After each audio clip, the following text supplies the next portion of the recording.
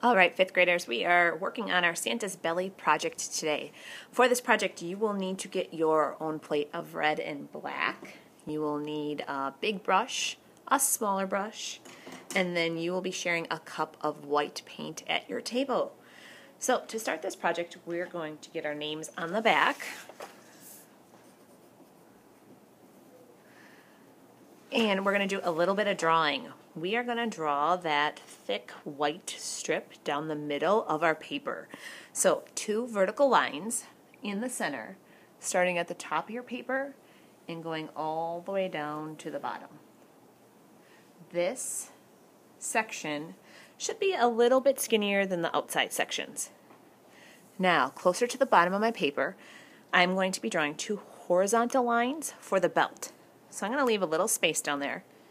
I'm going to come up, and this also should be about as thick as those vertical lines. So when I look at how far apart those are, how far apart these 2 are, they're about the same. That is all I'm doing for drawing. I am already ready to paint. We're going to be trying a new technique. Using your big brush, we are going to coat our paintbrush with red, quite a bit, and a dab of black. So when you look at my brush, you can see just a little bit of black on the tip. I'm going to be painting the outside top rectangles. As I'm painting, I'm not going to mix those together. I am just brushing to fill that spot. More paint. Lots of red, a dab of black. So I'm not really swirling or mixing, I'm just brushing to fill that spot in, and I'm trying to cover up my pencil line. I'm going to go ahead and paint this outside rectangle, the other side, and then kids oftentimes forget we want to paint those 2 bottom squares as well. So not painting those vertical lines or horizontal lines we made. All right, 5th graders, I have finished painting all of those 4 sections red with a little bit of black. That got me an awesome velvety look. Now I'm ready for black. You should have some black left on your plate. You might have a little red in it. I'm just going to kind of mix that together, and I'm going to paint that horizontal area solid black. I am being really careful that I get a nice smooth black line at the top and the bottom for Santa's belt. The big brush, I just set it to the side right now. When you're all done painting, Mrs. Cleary will have a bucket for your brushes to soak them to get all that paint out. So after I have the belt done, I am going to set my painting aside to dry for a little bit. While it's drying, I am going to work with that gold paper for Santa's belt. So you have shiny, nice, beautiful gold paper that should fit inside that one way or the other. Kind of like it the tall way, so it covers up all the belt. That way it's just a little bit too small.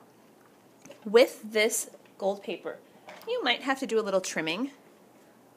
This one end is just not very straight, so I'm going to fix that. And then to get that square out of the middle, you guys know this, I'm going to fold it in half.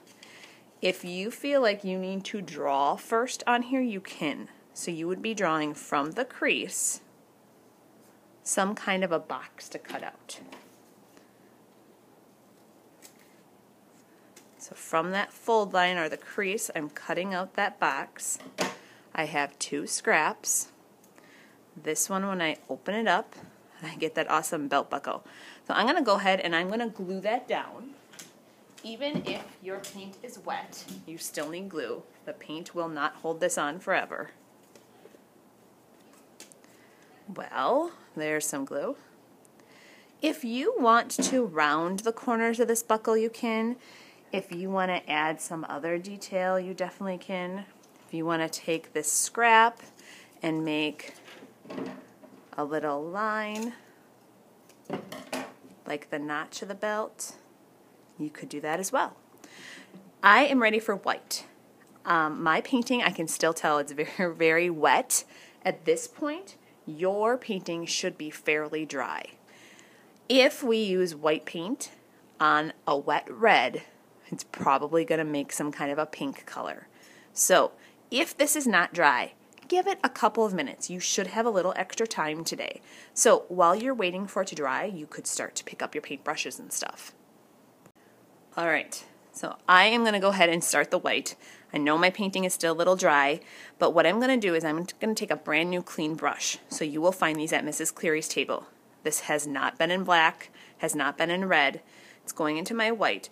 And I am going to do a lot of dabbing to get that fluffy texture. So as I'm dabbing, I'm trying not to touch the red right now. I'm just kind of going in the center of my painting.